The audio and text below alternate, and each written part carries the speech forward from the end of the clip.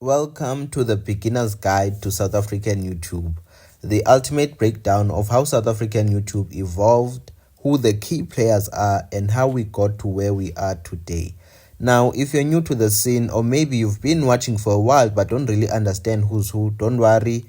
We've divided South African YouTube into three eras: the originators era from 2016 to 2019, the old gen era from 2019 to 2023, and finally the new gen era from 2023 to now. Let's break it down one era at a time. First, we've got the originators, the pioneers, the ones who really laid the foundation for South African YouTube as we know it.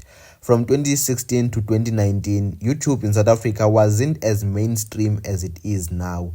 Not a lot of creators were coming up from scratch. Most people doing YouTube back then already had a name or some type of following outside of the platform.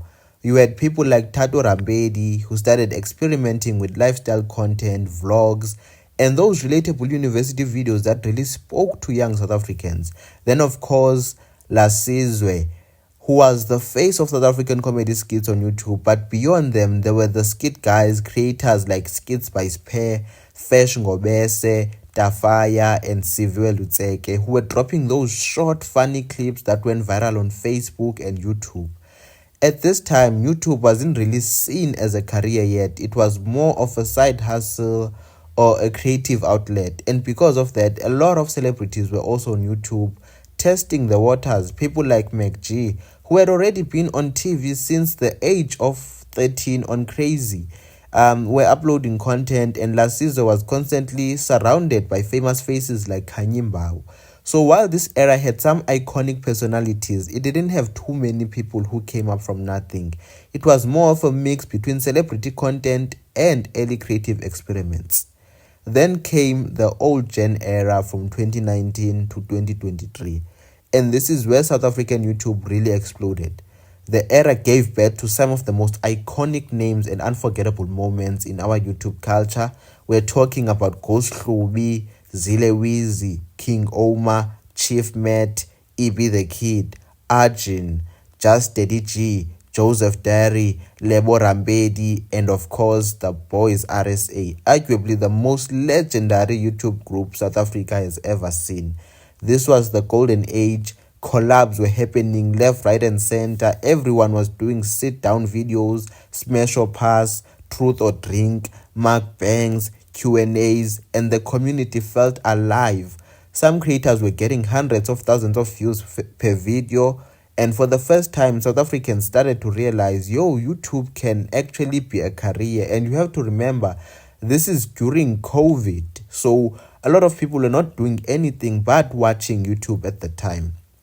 But with time, some creators started to slow down, some fell off, others rebranded, and a few stayed consistent. But the numbers definitely changed. Still, this era will always be remembered as the time when YouTube South Africa really found its voice.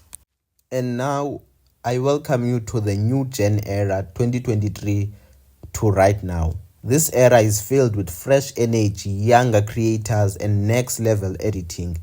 These are the people who either started during the old gen but blew up recently, or came out of nowhere and started dominating. You've got Sonwabile, Hotshot Aaron, Siv, Domingos, Fargo, Bruce, Tumi Shongwana, the Lisa Twins, Ayo Vlogs, Lulu Topinats, and Sasha Domnikov, just to name a few. There are a lot more. Now, even though some of these creators were already active before 2023, like Sasha and Tomi Shaw and Sonwabile, this is the era where they really started making noise.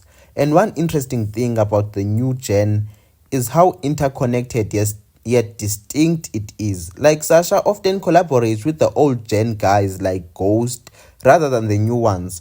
Luluto is in Cape Town, but his biggest collabs have been with Ghost and stuff like that. And Tumisho, while respected, this guy, I'm talking, his videos are quality. He doesn't collaborate much at all. The type of content he makes is probably one of the best we've ever seen in South Africa. He kind of moves in his own lane.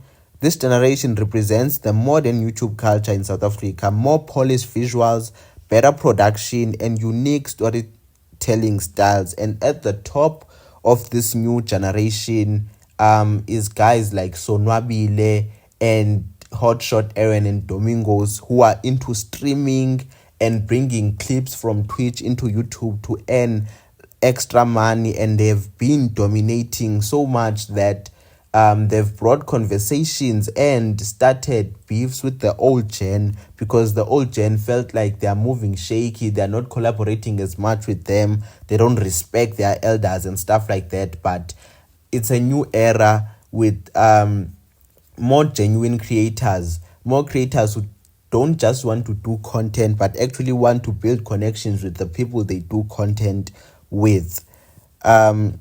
So yeah, that's the complete beginner's guide to South African YouTube, from the originators who started it all to the old gen who built the community, and now the new gen who are taking it to new heights. Each era has its own flavor, its own stars, and its own influence, but together they've shaped what we now call South African YouTube culture. If you enjoyed this breakdown, drop a like, subscribe, and comment below which era you started watching from. Are you an originator fan, an old gen OG, or part of the new gen wave? Until next time, peace out.